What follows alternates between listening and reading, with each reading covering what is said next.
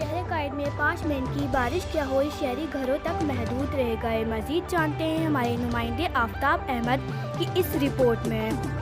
5 minute की बारिश, शहर कायद के लोग घरों तक महदूद। कचरे से तंग शहरियों को बारिश ने मजीद परेशान कर दिया। शहरियों के इलाके के सिलेक्टेड मेंबरान और सिंध हुकूमत को दुआयां। टूटी फूटी सड़कें और जगह जगह कचरे के ढेर। बारिश के बाद केबल इलेक्ट्रॉनिक की भी मौजें लग गई। सुबह से लाइट का नाम निशान तक नहीं।